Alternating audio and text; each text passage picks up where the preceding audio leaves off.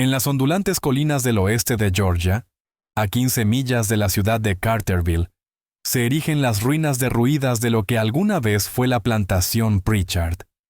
Historiadores locales han documentado a más de 47 jóvenes mujeres que viajaron a esta remota finca entre 1842 y 1863, cada una convencida de que estaba a punto de comenzar su nueva vida como esposa. Ninguna de ellas fue vista jamás de nuevo. La familia Pritchard estaba compuesta por un patriarca, su esposa y 5 hijos, todos hombres solteros bien entrados en los 30 que afirmaban buscar esposas perfectas. Lo que ocurrió durante aquellas noches de bodas permaneció enterrado en los registros familiares por más de un siglo, hasta que un baúl descubierto en 1987 reveló documentos tan perturbadores que 3 sociedades históricas separadas se negaron a autenticarlos. Esta noche, vamos a desenterrar la verdad sobre lo que realmente le sucedió a aquellas 47 mujeres, y por qué el nombre Pritchard fue borrado silenciosamente de todos los registros oficiales en el condado de Bartow. Antes de continuar con la historia de la plantación Pritchard y su legado oscuro, si te fascinan los misterios históricos como este, asegúrate de suscribirte a nuestro canal y activar la campanita de notificaciones. Y tengo curiosidad, déjame saber en los comentarios desde qué estado estás escuchando esta noche. Ahora, sumergámonos en este relato escalofriante que conmocionó incluso a historiadores experimentados. Los documentos que estamos a punto de explorar pintan un cuadro tan metódico y calculado que desafía la comprensión. Sin embargo, cada detalle se alinea perfectamente con los registros históricos del sur antebellum. Lo que hace este caso particularmente perturbador es cómo explotó las vulnerabilidades sociales de las jóvenes mujeres en una era donde el matrimonio representaba su único camino hacia la seguridad y la respetabilidad. El año era 1842, y Georgia experimentaba un auge económico sin precedentes, impulsado por el férreo control del rey algodón en el mercado textil global.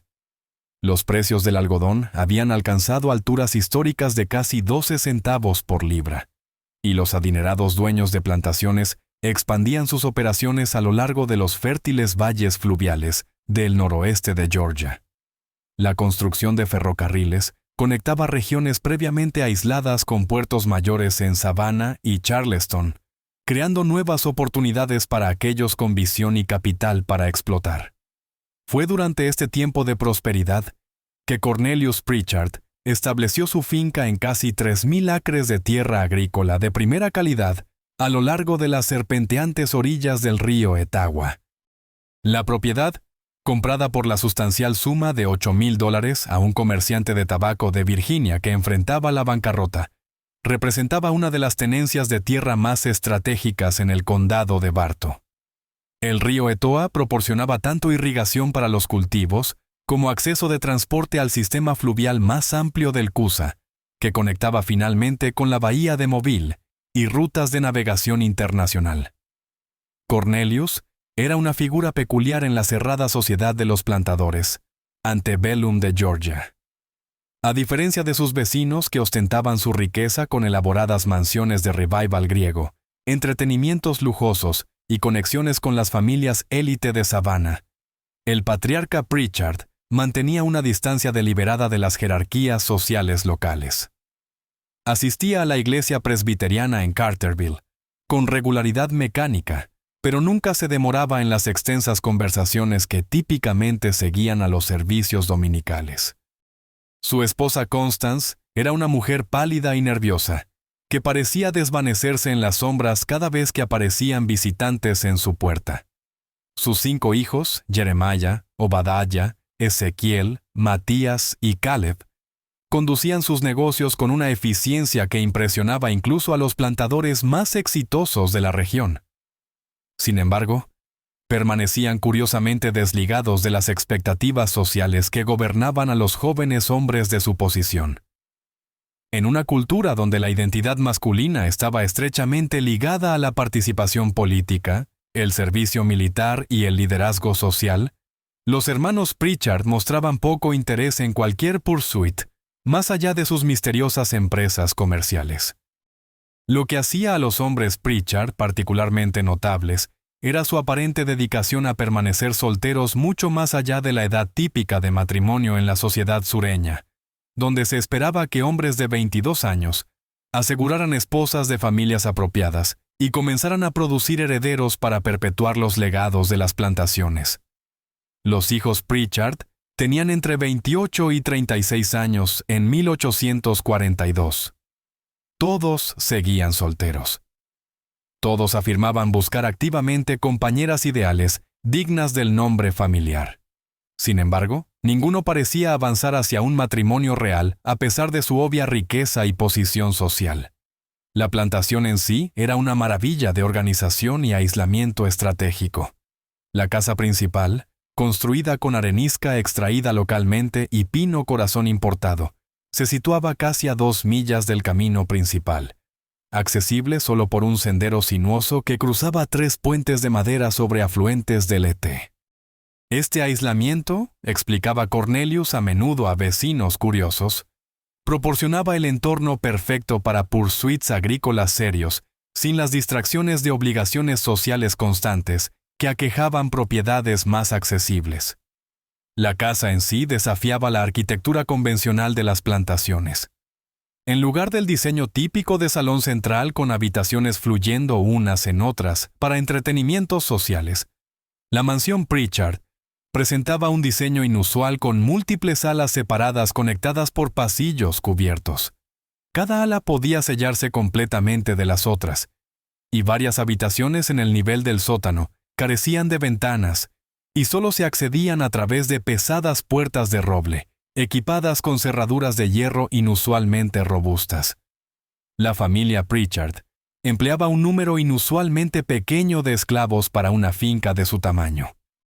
Solo 12 individuos que vivían en cuartos deliberadamente posicionados casi a 1 milla de la casa principal, mucho más allá de la proximidad típica que permitía una gestión eficiente de actividades domésticas. Más intrigante aún, dependían fuertemente de 3 capataces blancos: Tobias Hartwell, Duncan Lowry y Silas Vance. Hombres que habían aparecido en el condado de Bartow alrededor del mismo tiempo que los Pritchard, y cuyos antecedentes permanecían misteriosamente vagos, a pesar de interrogatorios exhaustivos por dueños de plantaciones vecinas, que se enorgullecían de conocer el pedigrí de cada familia dentro de 50 millas. Hartwell, un hombre delgado con cabello prematuramente gris y manos que mostraban callos de alguien familiarizado tanto con el trabajo de cuerdas como con la navegación fluvial, afirmaba haber gestionado propiedades a lo largo del río Savannah antes de unirse a los Pritchard. Lowry, construido como un herrero con brazos que podían fácilmente restringir a una persona luchando, hablaba con el acento de alguien de las colinas de Tennessee, pero nunca podía proporcionar detalles específicos sobre su empleo anterior.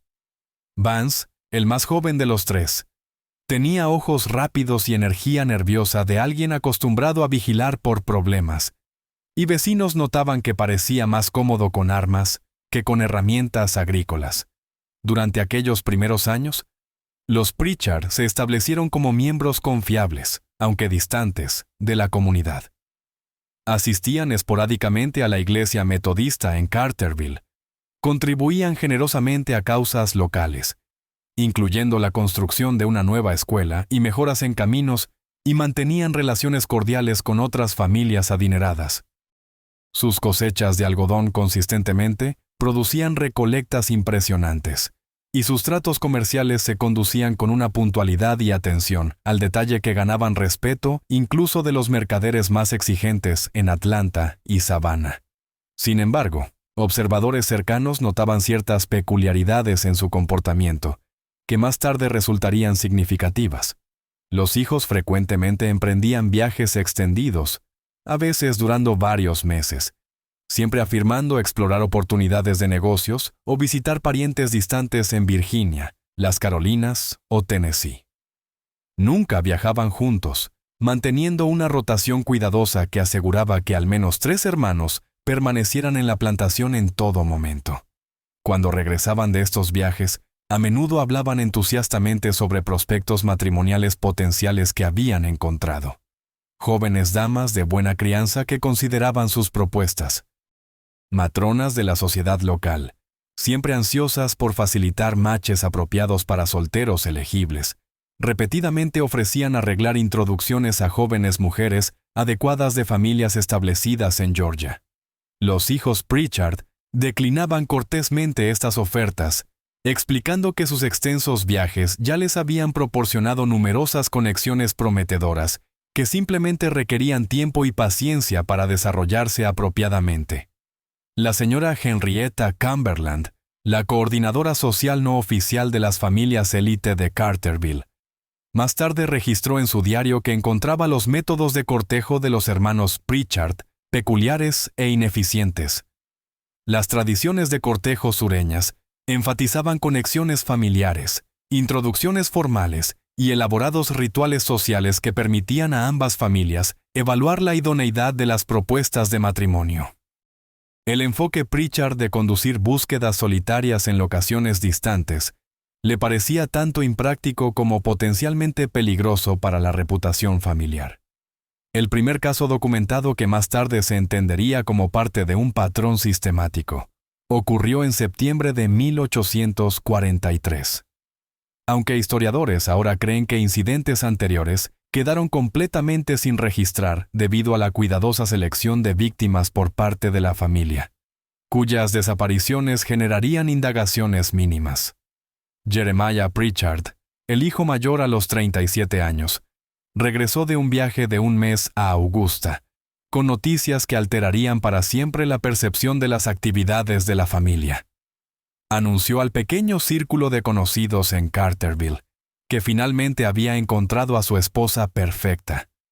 La señorita Sarah Piton, de 19 años, hija de un herrero recientemente fallecido, cuyo modesto taller había proporcionado servicios esenciales al creciente distrito residencial de Augusta.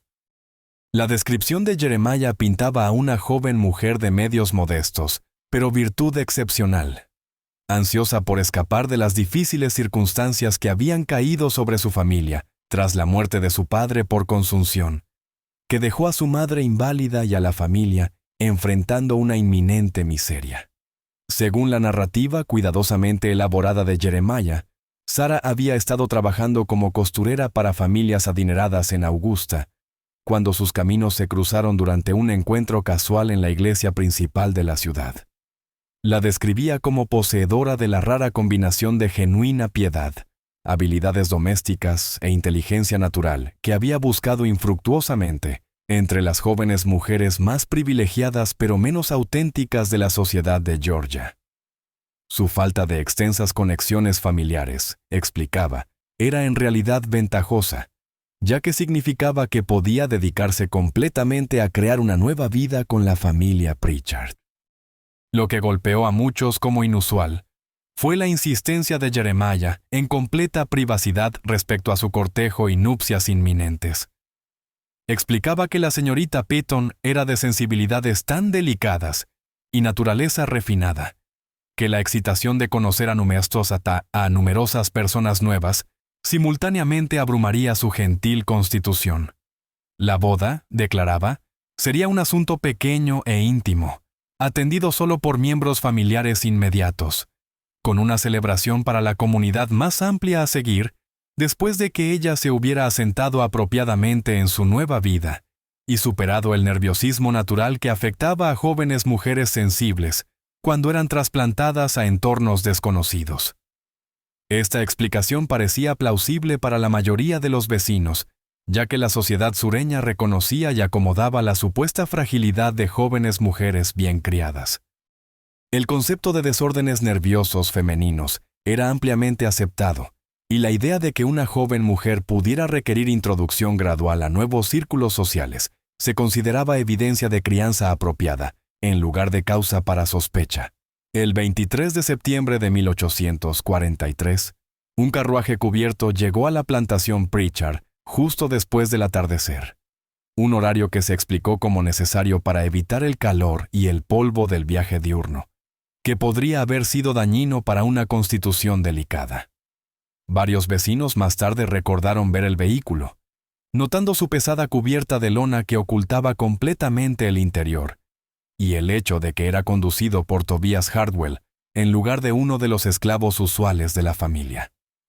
El carruaje no llevaba marcas identificatorias, y parecía haber sido deliberadamente elegido por su anonimato, en lugar de la apariencia elegante típicamente asociada con transportar a una nueva esposa a su futuro hogar. El carruaje permaneció en la propiedad por 3 días, durante los cuales no se permitieron visitantes, y ningún sonido de celebración alcanzó el camino principal. Este aislamiento se explicó como necesario para que Sarah se recuperara del agotador viaje y participara en ceremonias familiares privadas que la darían la bienvenida formalmente al linaje Pritchard. Jeremiah mencionó que su esposa estaba abrumada por la grandeza de la plantación y necesitaba tiempo para ajustarse a circunstancias tan diferentes de sus previas acomodaciones modestas. La señora Eleanor Fairchild, cuya propiedad limitaba con la finca Pritchard, a lo largo de una cresta que proporcionaba vistas parciales de la casa principal y edificios anexos, más tarde testificó en documentos descubiertos en 1987, que observó actividad inusual durante aquellas 3 noches. Linternas se movían entre la casa principal y lo que parecía ser un pequeño edificio anexo cerca del río, siguiendo patrones que parecían más consistentes con trabajo purposeful que con celebraciones de boda. Escuchó distintamente el sonido de ruedas pesadas de vagón en el camino privado, alejándose de la plantación durante las horas tempranas de la mañana del 26 de septiembre, acompañadas por voces hablando en susurros urgentes, en lugar de las conversaciones alegres, típicamente asociadas con festividades de boda. Lo más perturbador para la señora Fairchild fue su observación de que los sonidos provenientes de la plantación durante aquellos 3 días incluían lo que parecía ser llanto amortiguado o llamadas de distress, aunque más tarde cuestionó sus propias percepciones, preguntándose si los sonidos podrían haber sido animales nocturnos o los ruidos naturales de asentamiento de edificios desconocidos. El aislamiento de su propia propiedad significaba que no tenía oportunidad de discutir estas observaciones con otros vecinos hasta mucho más tarde, cuando patrones similares emergieron siguiendo eventos subsiguientes. Cuando Jeremiah apareció en la ciudad aproximadamente una semana después, llevaba el demeanor de un hombre ajustándose a la vida matrimonial, pero explicó que su nueva esposa sufría de un caso severo de fiebre que se había desarrollado a pesar de todas las precauciones tomadas durante su viaje y asentamiento.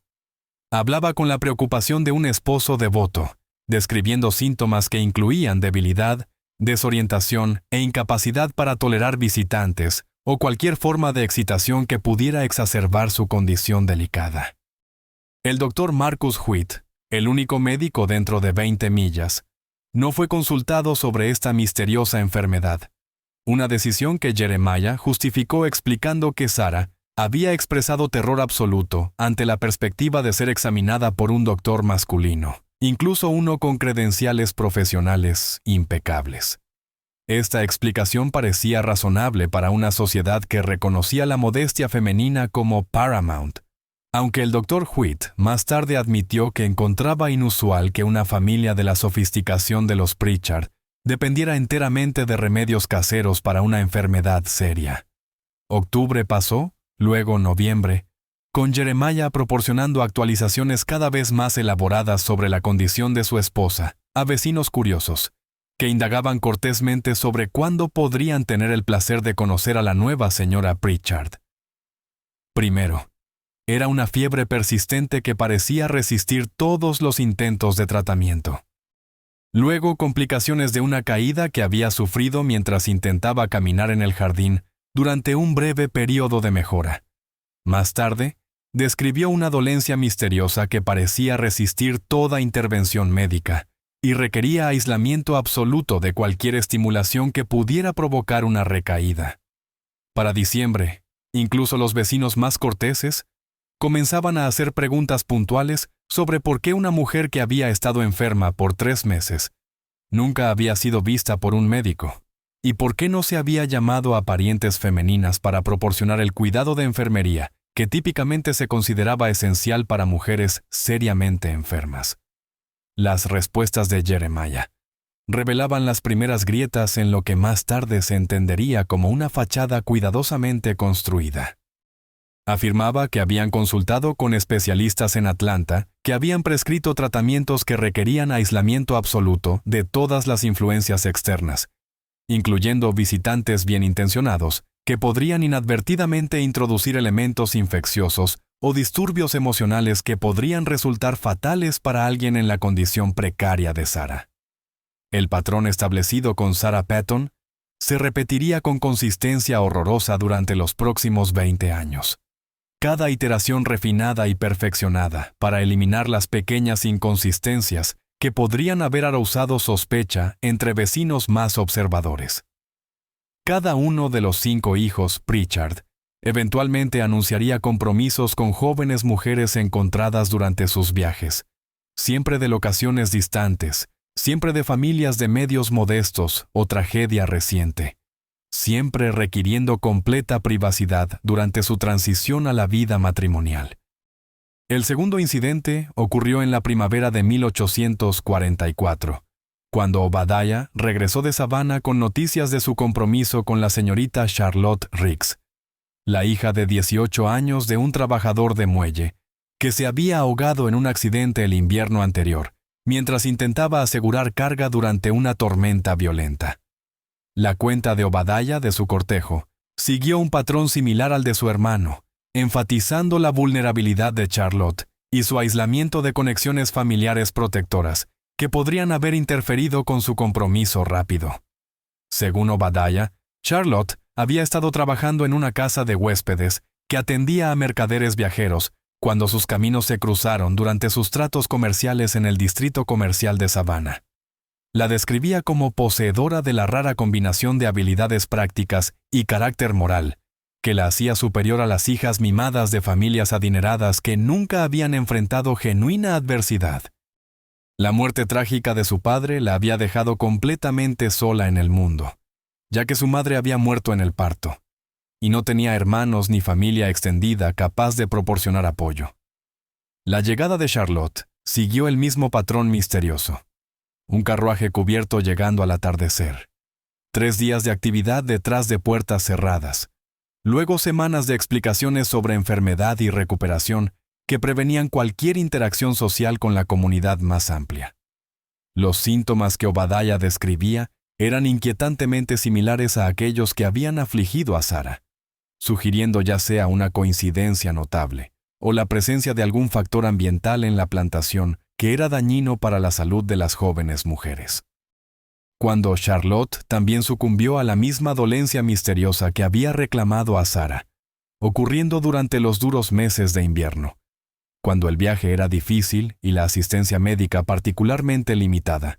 Los pocos vecinos que se atrevían a indagar eran informados que el duelo por perder 2 nueras en menos de un año había impulsado a la familia a buscar completa soledad.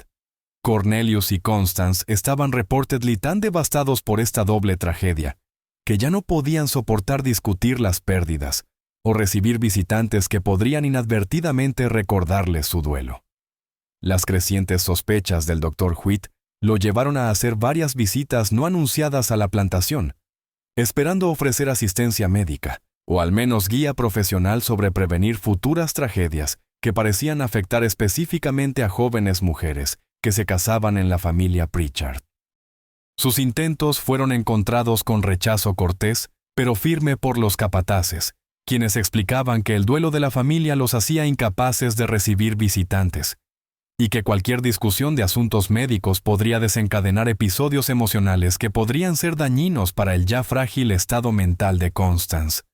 Sus solicitudes para examinar certificados de defunción o registros de entierro fueron respondidas con explicaciones de que tal documentación había sido manejada privadamente a través de conexiones en Atlanta, lejos de la jurisdicción local, de acuerdo con los deseos de las mujeres fallecidas que supuestamente habían expresado preferencias por arreglos de entierro que honraran sus familias de origen en lugar de sus breves matrimonios en el linaje Pritchard. Para 1845, una realización perturbadora comenzó a amanecer en los miembros más observadores de la comunidad. A pesar de afirmar haber perdido 2 esposas, tanto Jeremiah como Obadiah continuaban comportándose como hombres solteros en todos los aspectos, excepto sus reclamos de viudez. Asistían a funciones sociales solos. Nunca hablaban de sus esposas fallecidas con el demianor de duelo esperado de viudos recientes.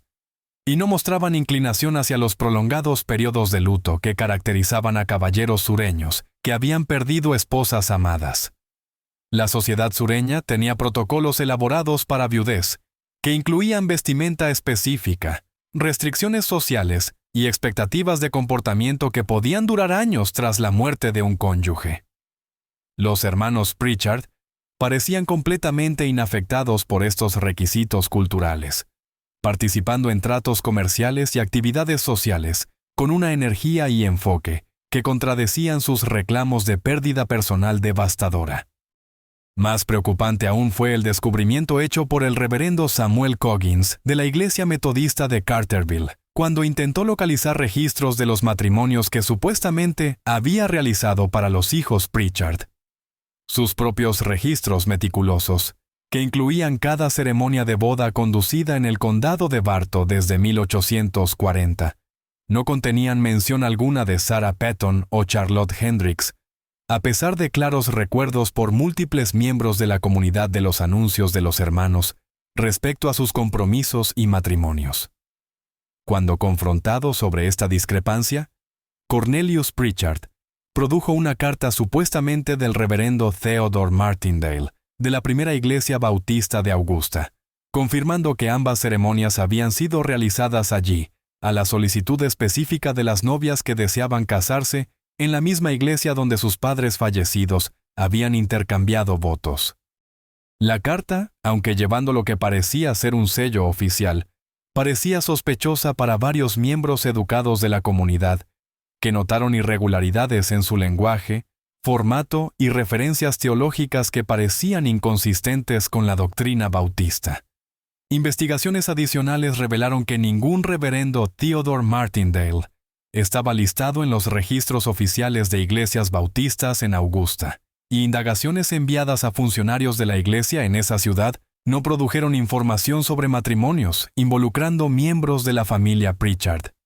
Estas inconsistencias, sin embargo, fueron explicadas a través de historias cada vez más elaboradas sobre ceremonias privadas conducidas por ministros visitantes, que eran amigos de las familias fallecidas, en lugar de personal oficial de la iglesia. La tercera desaparición ocurrió en 1846, cuando Ezekiel anunció su compromiso con la señorita Rebecca Thornton, supuestamente la hija huérfana de un mercader de Tennessee, que había perdido su vida y fortuna en un accidente de vapor en el río Cumberland. Para este punto, el patrón se había vuelto tan predecible que la señora Fairchild comenzó a mantener notas detalladas sobre las actividades que observaba desde su propiedad vecina, impulsada por sospechas que dudaba en voicing abiertamente sin evidencia más concreta.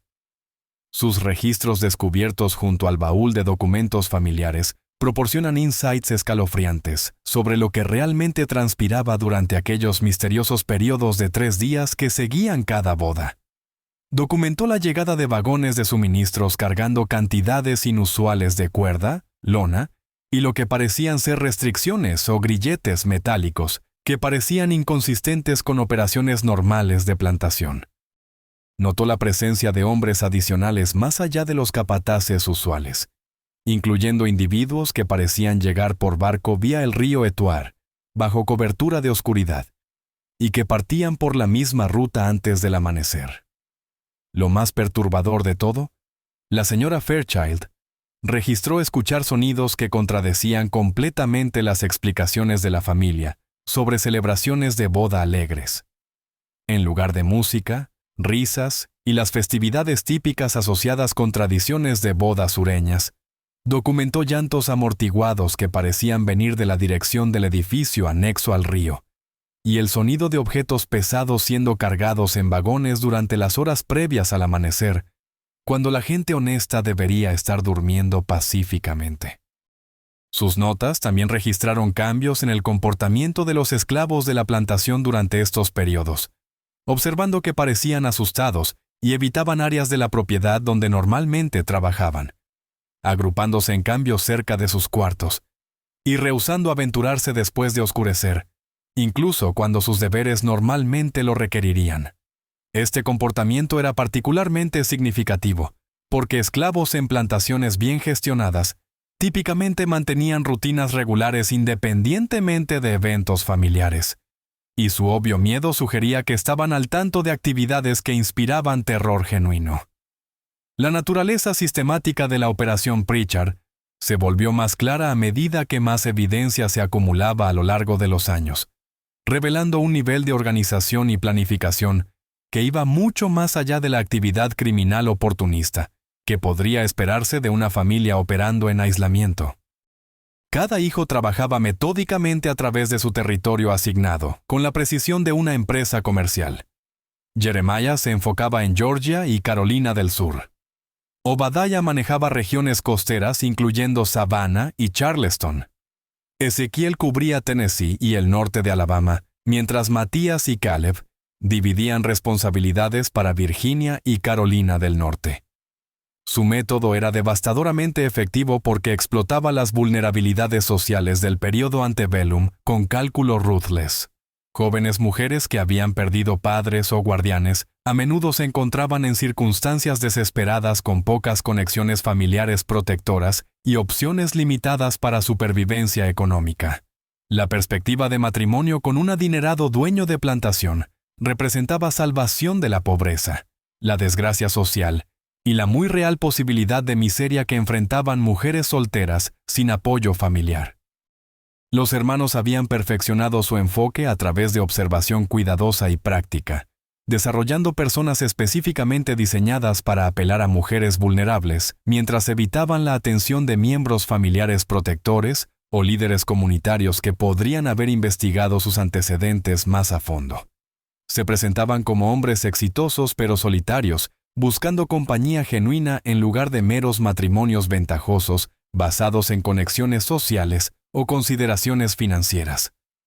Cortejaban a sus objetivos con atención paciente, a menudo pasando semanas en sus comunidades objetivo, estableciéndose como residentes temporales con intereses comerciales legítimos que explicaban su presencia y proporcionaban oportunidades para encuentros casuales repetidos que podían desarrollarse en cortejo. Asistían a iglesias locales, participaban en actividades comunitarias y cultivaban relaciones con mercaderes y funcionarios locales que podían vouch por su carácter y posición financiera. La clave de su éxito radicaba en apuntar a mujeres cuya desaparición generaría indagaciones mínimas de autoridades o familiares, huérfanas, hijas de tradesmen fallecidos, jóvenes mujeres enajenadas de sus familias debido a dificultades financieras o complicaciones sociales. Estas eran individuos cuya ausencia podría ser notada, pero raramente investigada con thoroughness, por funcionarios locales abrumados que tenían recursos limitados para perseguir casos involucrando adultos que aparentemente habían dejado voluntariamente. En una era de comunicación y transporte limitados, una mujer que viajaba a un estado distante por matrimonio efectivamente vanishing de su círculo social previo, y la falta de servicio postal confiable o conexiones telegráficas significaba que meses podían pasar antes de que alguien se preocupara por la ausencia de correspondencia. Los hermanos explotaban esta brecha de comunicación manteniendo sus cortejos durante periodos, cuando se esperaba correspondencia normal. Luego, timing sus matrimonios para coincidir con breaks naturales en patrones de comunicación. Lo que hacía el esquema particularmente insidious era la atención cuidadosa pagada a mantener explicaciones plausibles para cada aspecto de su comportamiento que podría haber arousado sospecha entre vecinos o autoridades locales. Los hermanos nunca aparecían desesperados o apresurados en sus cortejos. En cambio, cultivaban reputaciones como hombres discriminadores que rehusaban conformarse con nada menos que matches perfectos que cumplieran sus estándares exactos para virtud, inteligencia y capacidad doméstica. Este enfoque selectivo explicaba por qué permanecían solteros por tanto tiempo y por qué viajaban extensamente en busca de esposas adecuadas en lugar de conformarse con mujeres locales que podrían haber estado ansiosas por casarse en una familia adinerada. Su aparente pickiness era interpretada como evidencia de altos estándares morales en lugar de como cobertura para actividad criminal, y su disposición a invertir tiempo y dinero significativo en sus búsquedas era vista como prueba de sus intenciones serias. El aislamiento de la plantación resultó crucial para el éxito de la operación, proporcionando la privacidad necesaria para actividades que habrían sido imposibles de ocultar en locaciones más accesibles. La distancia de 2 millas del camino principal, combinada con el posicionamiento estratégico de cuartos de esclavos y edificios anexos, aseguraba que cualquier sonido o actividad asociada con sus verdaderos propósitos permaneciera indetectable para observadores casuales que podrían haber reportado actividades sospechosas a autoridades locales. Los 3 capataces funcionaban como acómplices esenciales que gestionaban la logística de la operación, mientras la familia mantenía su fachada pública de plantadores respetables, persiguiendo intereses agrícolas y comerciales legítimos. Sus antecedentes revelados a través de investigaciones décadas después mostraban conexiones con redes de transporte y empresas criminales que se extendían mucho más allá de las fronteras de Georgia. El fondo de Duncan Lowry, descubierto a través de registros en Tennessee, mostraba empleo previo con compañías de navegación que transportaban carga a puertos caribeños, específicamente firmas que se especializaban en mover bienes que requerían discreción y transporte rápido sin documentación extensa. Su conocimiento de sistemas fluviales, instalaciones portuarias y horarios de navegación internacional resultó esencial para el éxito de la operación.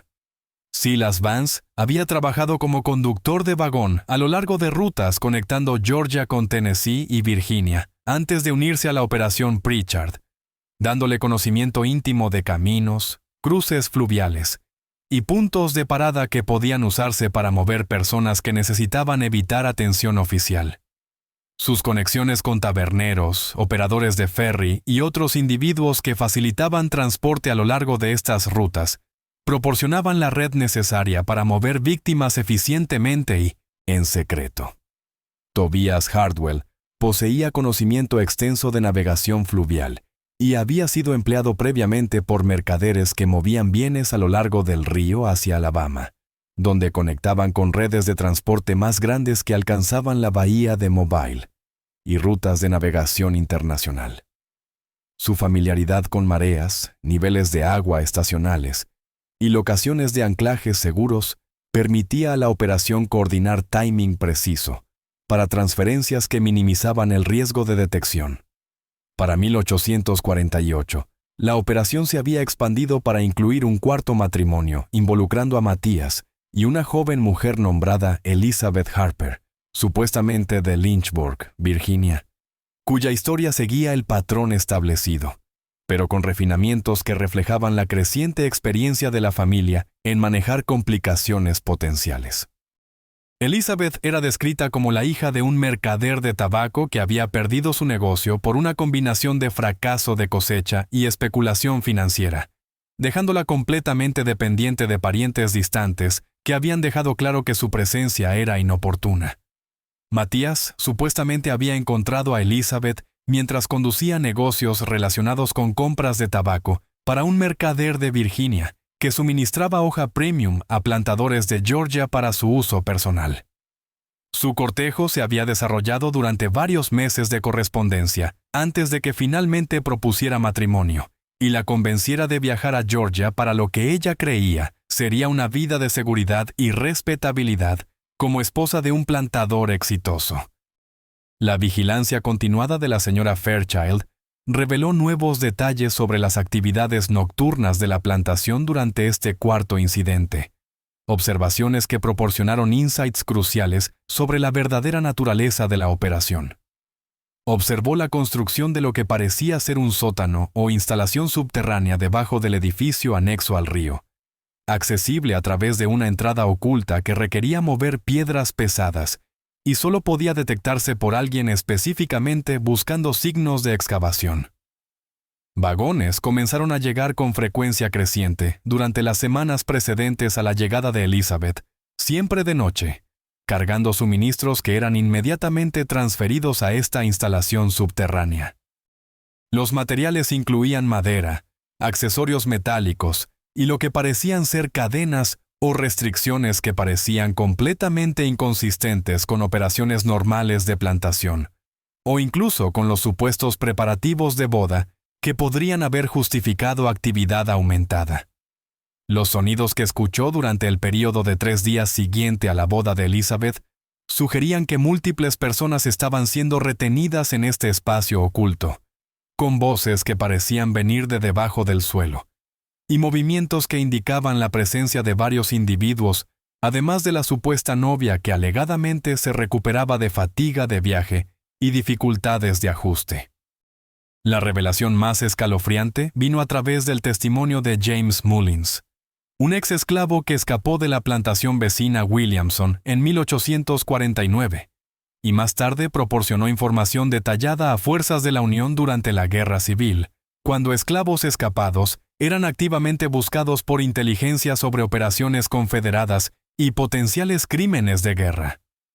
Mullins había sido ocasionalmente contratado por los Pritchard para trabajo estacional, que requería labor adicional más allá de lo que su pequeña fuerza de esclavos podía proporcionar, dándole acceso a áreas de la plantación que normalmente estaban prohibidas para extraños. Según el testimonio de Mullins registrado por funcionarios de la Unión en un documento que permaneció clasificado hasta 1963, la instalación subterránea que la señora Fairchild había observado en construcción contenía celdas diseñadas para retener múltiples individuos simultáneamente, equipadas con cadenas y restricciones que sugerían prisión a largo plazo en lugar de almacenamiento temporal. Las celdas estaban forradas con piedra para amortiguar sonido y equipadas con sistemas de drenaje que podían usarse para lavar evidencia de su uso. Mullins describió ver jóvenes mujeres en varios estados de distrés, siendo movidas entre la casa principal y este calabozo oculto, siempre bajo guardia pesada por los 3 capataces que llevaban armas y parecían preparados para usar violencia para mantener control. Las mujeres parecían drogadas o debilitadas, moviéndose lentamente y mostrando signos de desorientación, que sugerían que estaban siendo mantenidas en un estado químicamente alterado para prevenir intentos de escape o resistencia. Más perturbador aún, Mullins reportó presenciar la carga de mujeres inconscientes en barcos que llegaban a un muelle privado en el río Etagua, durante las horas más oscuras de la noche, cuando incluso los vecinos más alertas serían improbables de observar actividades a lo largo del agua. Estos barcos eran operados por hombres que hablaban en lenguajes que no reconocía y que conducían sus negocios con la eficiencia de una operación comercial establecida, que claramente había estado corriendo por algún tiempo. Los barcos mismos estaban especialmente modificados para su propósito, con compartimentos ocultos debajo de cubierta, que podían esconder carga humana de cualquier inspección casual por autoridades fluviales, o otro tráfico de barcos que podría tener razón para acercarse. Las modificaciones incluían sistemas de ventilación que mantendrían a los ocupantes vivos durante viajes fluviales extendidos y sistemas de restricción que prevenirían intentos de escape, incluso si los ocupantes recobraban conciencia durante el transporte. El alcance de la red Pritchard se volvió aparente cuando Mullins describió conversaciones que había overheard entre Cornelius y visitantes, que llegaban periódicamente para conducir lo que parecía ser transacciones financieras relacionadas con el envío regular de mercancía a mercados en New Orleans, Charleston e incluso locaciones más allá de fronteras americanas, donde mujeres americanas comandaban precios premium debido a su educación y apariencia. Estas conversaciones revelaron que la operación era parte de una red más grande, que incluía instalaciones similares en otros estados, todas coordinadas por una autoridad central que matching víctimas con compradores basado en requisitos y preferencias específicas. Números eran discutidos con el desapego clínico de comercio de ganado, cantidades disponibles para entrega inmediata, precios basados en edad y características físicas, horarios de entrega que coordinaban con rutas de navegación, y fluctuaciones de demanda estacional. El testimonio de Mullins proporcionó la primera evidencia clara de que la familia Pritchard estaba operando una sofisticada red de tráfico humano, disfrazada como una serie de matrimonios fallidos, con las ceremonias de boda sirviendo como herramientas psicológicas para controlar a sus víctimas durante el período inicial de cautiverio. Los elaborados rituales matrimoniales hacían a las mujeres complacientes durante los cruciales primeros días, cuando de otra manera podrían haber intentado escapar o signaling por ayuda, creyendo que participaban en ceremonias matrimoniales legítimas que llevarían a la seguridad y respetabilidad que desesperadamente buscaban. Los períodos de 3 días siguientes a cada boda eran en realidad fases de preparación durante las cuales las víctimas eran gradualmente drogadas con dosis crecientes de laudanum y otras sustancias que las harían manejables durante el transporte, mientras las mantenían vivas y relativamente indemnes para eventual venta. La instalación subterránea servía como centro de procesamiento donde múltiples mujeres podían ser mantenidas simultáneamente mientras se hacían arreglos para su transferencia a compradores en locaciones distantes. El timing de estas transferencias era coordinado con la llegada de barcos que seguían horarios regulares a lo largo del sistema fluvial, conectando con vasos más grandes en la bahía de Mobile, que podían transportar carga humana a destinos internacionales sin atraer atención de autoridades americanas que estaban primariamente preocupadas con prevenir la importación de esclavos en lugar de monitorear la exportación de ciudadanos libres que aparecían viajar voluntariamente. Las sospechas del Dr. Whitt habían sido enteramente correctas, pero sus intentos de investigar fueron sistemáticamente thwartados por una red de corrupción que se extendía mucho más allá del condado de Bartow, e incluía funcionarios locales que eran o intimidados o comprados a través de contribuciones generosas a sus campañas políticas y dificultades financieras personales. Los pocos que persistían en hacer preguntas incómodas se encontraban enfrentando problemas legales misteriosos, complicaciones comerciales o ostracismo social que desviaban su atención de las actividades de la familia Pritchard. El sheriff William Crenshaw, quien inicialmente mostró interés en investigar el número inusual de muertes entre jóvenes mujeres asociadas con la familia Pritchard, repentinamente anunció su intención de retirarse temprano después de que su hijo mayor fuera arrestado por cargos falsos de robo de caballo, que carried una potencial sentencia de muerte. Los cargos fueron quietly dropped después de que Crenshaw cesara sus indagaciones, y su hijo dejó el estado poco después, aparentemente convencido de que su seguridad dependía de la cooperación de su padre con intereses poderosos que preferían evitar escrutinio oficial. Para 1850, la Operación Pritchard había procesado un estimado de 23 mujeres, con cada uno de los 5 hijos habiendo reclamado múltiples esposas que todas habían sucumbido a varias dolencias misteriosas que parecían afectar específicamente a jóvenes mujeres que se casaban en la familia. La riqueza de la familia había crecido exponencialmente durante este periodo, excediendo con creces lo que sus actividades agrícolas podrían haber generado, incluso con los precios de algodón más favorables y gestión eficiente. Su prosperidad era atribuida por vecinos a comercio shrewd de algodón, especulación de tierra y conexiones comerciales en Atlanta y Savannah, que proporcionaban acceso a oportunidades de inversión no disponibles para plantadores menos sofisticados. La aparente acumen comercial de la familia era usada para explicar sus viajes frecuentes, sus conexiones con compañías de navegación y su habilidad para mantener reservas de efectivo durante periodos cuando otros plantadores luchaban con problemas de crédito y fluctuaciones de mercado. El punto de inflexión vino en 1851 cuando Caleb, el hermano más joven, cometió un error crucial que comenzó a desenredar toda la operación.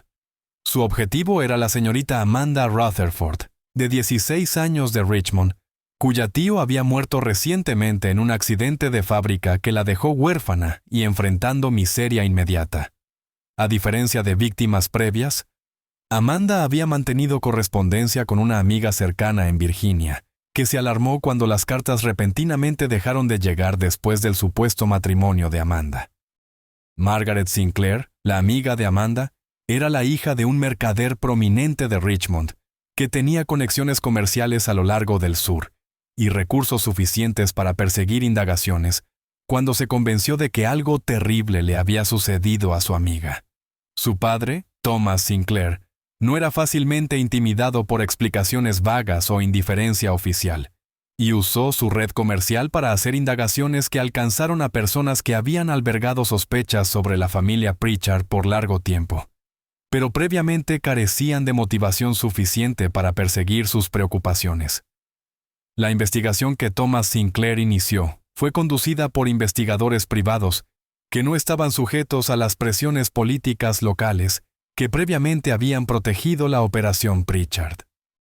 Estos investigadores descubrieron inconsistencias en las historias de la familia, trazaron los antecedentes de los 3 capataces y desenterraron evidencia de la red de transporte fluvial que conectaba la plantación con rutas de tráfico internacional.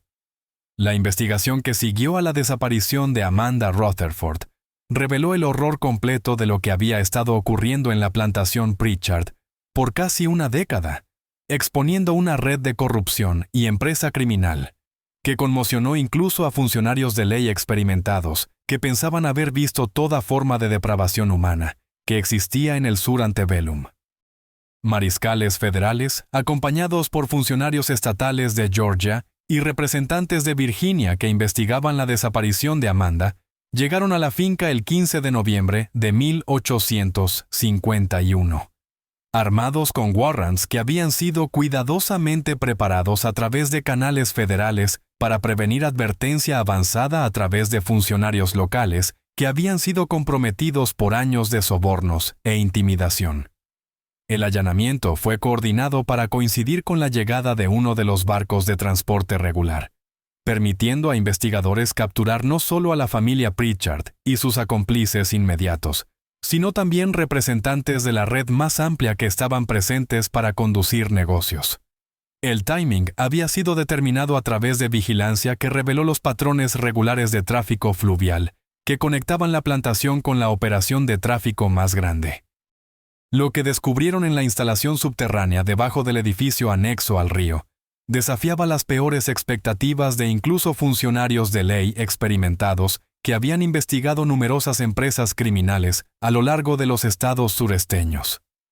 El sótano contenía evidencia de prisión sistemática y procesamiento de seres humanos en escala industrial, incluyendo restricciones diseñadas para diferentes tamaños de cuerpo, equipo de drogamiento que podía mantener control químico preciso sobre múltiples víctimas simultáneamente, y documentación que revelaba el alcance de la red de tráfico con claridad horrorosa. La instalación en sí era una obra maestra de ingeniería criminal, diseñada con sistemas de drenaje que podían disponer eficientemente de evidencia, ventilación que prevenía asfixia mientras mantenía aislamiento de sonido, y múltiples rutas de escape que permitirían a operadores huir si la entrada principal era comprometida. Las paredes estaban forradas con materiales insonorizantes que amortiguaban completamente cualquier grito de ayuda, y el techo estaba reforzado para soportar el peso del edificio arriba, mientras ocultaba cualquier evidencia de las actividades subterráneas. Entre la evidencia más condenatoria estaban registros detallados mantenidos por Cornelius Pritchard mismo, documentando cada víctima con la fría precisión de un hombre de negocios rastreando inventario para máxima rentabilidad. Nombres, edades, descripciones físicas, puntos de origen, fechas de llegada y destinos, estaban todos meticulosamente registrados junto a anotaciones financieras que revelaban las ganancias generadas por cada transacción. Los registros mostraban precios ranging de $30 a $800 por víctima, dependiendo de edad, apariencia y nivel percibido de educación. La documentación incluía correspondencia con compradores en múltiples países, mostrando que la red se extendía a mercados en el Caribe, Sudamérica y África del Norte, donde mujeres americanas comandaban precios premium debido a su refinamiento percibido en educación. Cartas discutían solicitudes específicas de compradores para mujeres con características particulares e invoices detalladas mostraban la naturaleza sistemática de una operación que trataba a seres humanos como commodities comerciales. Los registros mostraban que víctimas eran transportadas por barco río abajo hasta su confluencia con el Coosa, luego a lo largo de vías acuáticas establecidas hasta la bahía de Mobile, donde eran transferidas a barcos bound para destinos internacionales. El Journey era coordinado con timing preciso para minimizar el riesgo de detección, y estaciones de pesaje a lo largo de la ruta proporcionaban instalaciones de retención seguras, donde víctimas podían ser mantenidas si problemas de horario requerían delays. Los 3 capataces fueron arrestados junto con los miembros de la familia, y su testimonio reveló detalles adicionales sobre el alcance de la operación que previamente eran desconocidos, incluso para investigadores que pensaban entender la extensión completa de la empresa criminal. Tobias Hardwell admitió haber escoltado personalmente a más de 30 mujeres a puntos de transferencia donde eran entregadas a capitanes de barco, que se especializaban en carga humana y que mantenían la documentación necesaria para transportar sus víctimas como pasajeros legítimos o sirvientes indentados. Duncan Lowry confesó mantener casas seguras a lo largo de rutas fluviales donde víctimas podían ser retenidas si horarios de transporte requerían delays, y proporcionó información detallada sobre la red de funcionarios corruptos que habían sido pagados para ignorar actividades irregulares o proporcionar documentación falsa cuando necesario. Su testimonio reveló que la corrupción se extendía a funcionarios de aduanas en Mobile, capitanes de barco que falsificaban manifests de pasajeros, e incluso funcionarios extranjeros que facilitaban la entrada de víctimas de tráfico a países donde la esclavitud permanecía legal. La revelación más shocking vino de Silas Vance, quien proporcionó evidencia de que la red Pritchard era parte de una organización más grande operando a lo largo de los Estados Unidos suresteños, con operaciones similares en Alabama, Carolina del Sur, Mississippi y Tennessee. Todas estas instalaciones eran coordinadas por una autoridad central basada en New Orleans, que matching víctimas con compradores, basado en requisitos y preferencias específicas, manteniendo catálogos de mercancía disponible, que eran circulados entre clientes potenciales. La organización central proporcionaba financiamiento para operaciones individuales, suministraba servicios de transporte y seguridad, y mantenía las redes corruptas necesarias para operar sin interferencia de ley. Las ganancias eran compartidas según una fórmula compleja que recompensaba a operadores que podían proporcionar víctimas de alta calidad mientras mantenían la seguridad necesaria para evitar detección. Evidencia física encontrada en la propiedad incluía pertenencias personales de docenas de mujeres, cuidadosamente preservadas tanto como trofeos de transacciones exitosas como seguro contra problemas potenciales con compradores que podrían reclamar que la mercancía había sido misrepresented. Joyería, ropa, cartas e incluso mechones de cabello estaban organizados en una colección macabra que permitía a investigadores identificar víctimas cuyos nombres aparecían en los registros comerciales y conectar individuos específicos a sus destinos finales. La instalación subterránea también contenía evidencia de los compuestos de droga usados para mantener cumplimiento de víctimas durante los periodos de procesamiento, incluyendo recetas detalladas e instrucciones de dosaje que mostraban el entendimiento sofisticado de química, necesario para mantener víctimas inconscientes o severamente desorientadas, sin causar muerte que reduciría su valor de mercado. Laudanum, cloroformo y otras sustancias eran mezcladas en proporciones precisas que habían sido refinadas a través de experimentación durante años de operación. Quizás lo más perturbador de todo era el descubrimiento de que las ceremonias de boda eran conducidas con formalidad religiosa genuina, completa con certificados de matrimonio fabricados y documentación detallada diseñada para proporcionar cobertura legal para la operación, mientras servía el propósito psicológico de hacer a víctimas complacientes durante su cautiverio inicial. El impacto psicológico en víctimas que creían estar entrando en matrimonios legítimos añadía una capa adicional de crueldad a su explotación, ya que inicialmente cooperaban con sus captores en la creencia de que estaban comenzando nuevas vidas como esposas respetadas. Los certificados de matrimonio eran creados usando sellos oficiales robados y firmas forjadas de ministros legítimos, y la documentación era lo suficientemente sofisticada para pasar inspección casual por funcionarios locales que podrían tener razón para cuestionar la legitimidad de las ceremonias. La familia mantenía registros detallados de qué identidades falsas habían sido usadas para qué ceremonias, permitiéndoles mantener historias consistentes cuando cuestionados sobre sus supuestos matrimonios. Justo cuando pensábamos haber visto todo, el horror en la plantación Pritchard se intensifica. Si esta historia te está dando escalofríos, comparte este video con un amigo que ama misterios oscuros. Dale like para apoyar nuestro contenido y no olvides suscribirte para nunca perderte historias como esta. Descubramos juntos qué sucede a continuación. La investigación también reveló que la familia había estado experimentando con nuevos métodos de control y transporte, incluyendo el desarrollo de sistemas de restricción portátiles que podían usarse durante transporte fluvial y compuestos químicos que renderían víctimas inconscientes por periodos extendidos sin requerir monitoreo constante.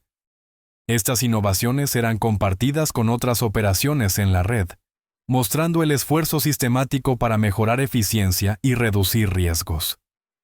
El juicio de la familia Pritchard se convirtió en uno de los casos criminales más sensacionales en Georgia antebellum. Aunque esfuerzos extensos fueron hechos por intereses poderosos para limitar el conocimiento público de los detalles completos que podrían haber implicado ciudadanos prominentes adicionales, cuyas reputaciones y negocios dependían de mantener secretos sobre su involucramiento en o conocimiento de la red de tráfico. El alcance de la operación había crecido tan grande e involucrado a tantos individuos en posiciones de autoridad, que la divulgación completa amenazaba con undermine la confianza en todo el sistema de ley y gobernanza política. Cornelius Pritchard y sus 5 hijos fueron convictos en múltiples cargos, incluyendo secuestro, tráfico humano, conspiración y operación de una empresa criminal. Aunque los cargos específicos fueron cuidadosamente worded para evitar descripción detallada del alcance internacional de sus actividades, los fiscales se enfocaron en los crímenes locales que podían probarse a través de evidencia física y testimonio de testigos, mientras evitaban testimonio que podría haber revelado el involucramiento de funcionarios federales o hombres de negocios prominentes en otros estados. Sin embargo, las sentencias que recibieron eran mucho más ligeras que lo que los crímenes warrantaban, reflejando la influencia que mantenían incluso después de su arresto, y el miedo entre funcionarios de que sentencias harsh podrían promptar a los defendants a revelar información sobre sus acómplices, que podría desestabilizar las estructuras políticas y económicas de múltiples estados. 3 de los hijos recibieron términos de prisión de menos de 10 años, mientras Cornelius y los otros 2 fueron sentenciados a 15 años en la penitenciaría estatal de Georgia. Los 3 capataces, careciendo de los recursos financieros y conexiones sociales de la familia, recibieron castigos más severos que reflejaban su dispensabilidad para los intereses poderosos que habían profitado de la operación. Tobias Hartwell fue sentenciado a 25 años, mientras Duncan Lowry y Silas Vance cada uno recibieron 20 años en condiciones que eran deliberadamente harsh comparadas con las acomodaciones proporcionadas para los miembros de la familia Pritchard. Los 3 capataces murieron en prisión antes de completar sus sentencias bajo circunstancias que descendientes de la familia más tarde reclamaron eran sospechosas y que sugerían acción deliberada para prevenirlos de revelar información adicional sobre las operaciones de la red. Hartwell murió de aparente envenenamiento por comida después de solo 2 años en prisión, mientras Lowry y Vance sucumbieron a enfermedades que parecían afectar específicamente a prisioneros involucrados en casos de tráfico. El destino de las 47 víctimas documentadas nunca fue completamente resuelto, a pesar de esfuerzos por autoridades federales y agencias de ley internacional para localizar y repatriar sobrevivientes que podrían aún estar vivos en países extranjeros.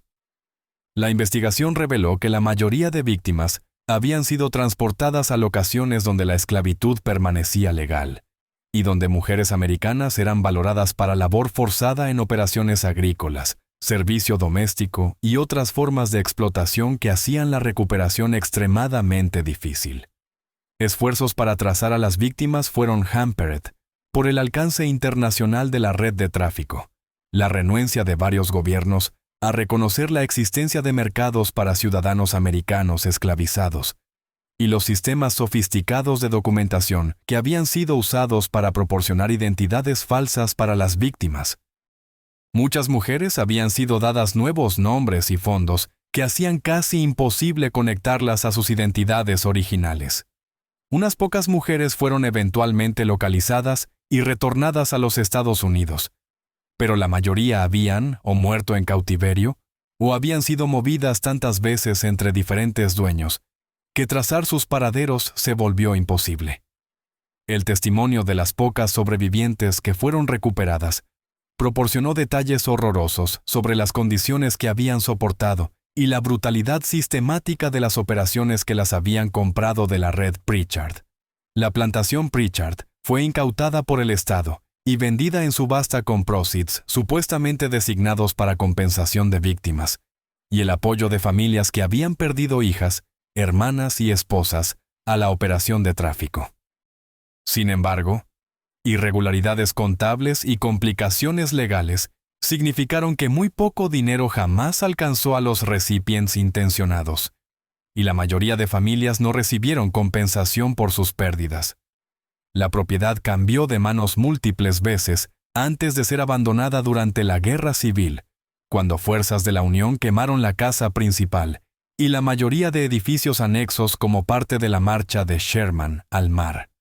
La instalación subterránea fue sellada con explosivos para prevenir su uso por fuerzas confederadas, y el sitio fue dejado a deteriorarse hasta convertirse en la ruina overgrown que existe hoy. Los registros detallados de la señora Eleanor Fairchild probaron cruciales en documentar el timeline y métodos de la operación, proporcionando evidencia que permitió a fiscales establecer la naturaleza sistemática de los crímenes y conectar incidentes específicos al patrón más amplio de tráfico. Su testimonio reveló que había sospechado la verdad por años, pero había tenido miedo de hablar abiertamente debido a amenazas hechas por los capataces y las aparentes conexiones de la familia con funcionarios locales de ley, que podrían haber sido comprometidos. Su coraje en finalmente venir adelante, prompted por la investigación federal que ofrecía protección de retaliación local, ayudó a asegurar que al menos alguna medida de justicia fuera lograda y que el alcance completo de la operación fuera documentado para registro histórico. Sus observaciones detalladas proporcionaron corroboración crucial para el testimonio de James Mullins y otros testigos cuya credibilidad de otra manera podría haber sido cuestionada. El caso estableció precedentes importantes para procesar operaciones de tráfico humano y llevó a cooperación mejorada entre autoridades estatales y federales en investigar crímenes que cruzaban boundaries jurisdiccionales. Nuevas leyes fueron pasadas requiriendo mejor documentación de matrimonios y oversight más estricto de operaciones de transporte que podrían usarse para mover víctimas a través de líneas estatales. Sin embargo, la extensión completa de la red nunca fue descubierta, y historiadores creen que operaciones similares continuaron en otras locaciones con mayor atención a evitar detección.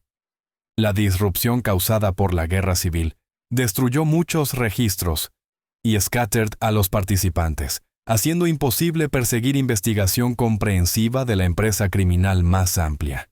El baúl descubierto en 1987 contenía documentos adicionales que revelaban conexiones entre la red Pritchard y organizaciones criminales internacionales que se especializaban en varias formas de explotación humana, incluyendo correspondencia con compradores, registros financieros mostrando las ganancias generadas por la operación e instrucciones detalladas para manejar víctimas durante transporte y procesamiento. Estos documentos sugerían que la operación de Georgia era meramente un componente de una vasta empresa que operaba a lo largo de las Américas durante el siglo XIX medio, aprovechando inestabilidad política, capacidades limitadas de ley y las vulnerabilidades sociales creadas por disrupción económica y desplazamiento familiar. Historiadores modernos que han estudiado el caso estiman que el número actual de víctimas puede haber excedido 100 mujeres cuando casos no reportados y operaciones afiliadas son considerados. El impacto psicológico en sobrevivientes y sus familias reverbera a través de múltiples generaciones, representando uno de los crímenes más sistemáticos y calculados en la historia americana, que explotó las expectativas sociales y vulnerabilidades de jóvenes mujeres, buscando seguridad a través del matrimonio. El nombre Pritchard fue en efecto borrado de registros oficiales del condado, no por oversight, sino por acción deliberada de autoridades que deseaban evitar escrutinio ongoing de la corrupción que había permitido tales crímenes continuaron detected por casi una década. La riqueza de la familia, construida sobre sufrimiento humano, fue dispersada a través de proceedings legales que permanecen sellados hasta el día de hoy, aunque evidencia sugiere que mucho de ella fue transferida a cuentas en bancos extranjeros que se especializaban en manejar activos de origen cuestionable. Lo que permanece de la plantación sirve como recordatorio stark de que el mal a menudo se esconde detrás de fachadas de respetabilidad y prominencia social, explotando la confianza y desesperación de individuos vulnerables que buscan seguridad y amor, pero encuentran solo traición y explotación. Las ondulantes colinas que una vez ocultaron horror sistemático, ahora se erigen vacías, bearing testimonio silencioso a las 47 jóvenes mujeres que buscaron amor y seguridad, pero encontraron solo traición y explotación, a manos de aquellos que veían seres humanos como commodities, para ser comprados y vendidos. Esta historia demuestra cómo predadores explotan a los miembros más vulnerables de la sociedad, y cómo fallas institucionales pueden enablar crímenes de magnitud shocking cuando la corrupción undermine los sistemas diseñados para proteger a los inocentes.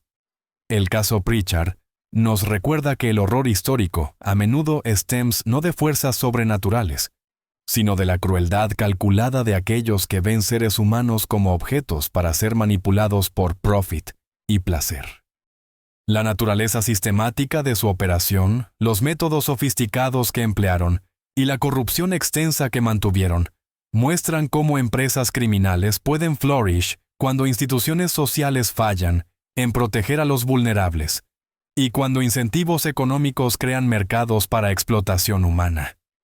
El caso proporciona insights cruciales en los factores sociales y económicos que enablen operaciones de tráfico y la importancia de mantener vigilant oversight de instituciones que se supone protegen a los ciudadanos de tal predation. ¿Qué piensas de esta historia? ¿Crees que todo fue revelado o sospechas que redes similares operaron en otras partes del país durante este periodo oscuro en la historia americana? La evidencia sugiere que la Operación Pritchard era parte de un sistema mucho más grande, que quizás nunca entendamos completamente. Deja tu comentario abajo y comparte tus pensamientos sobre cómo tales crímenes podrían haber sido prevenidos y qué lecciones podemos aprender de este capítulo trágico en nuestra historia.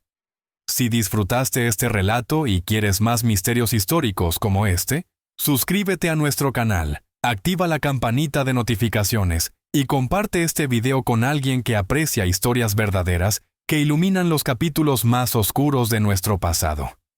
Nos vemos en el próximo video donde exploraremos otro crimen olvidado que conmocionó a una nación.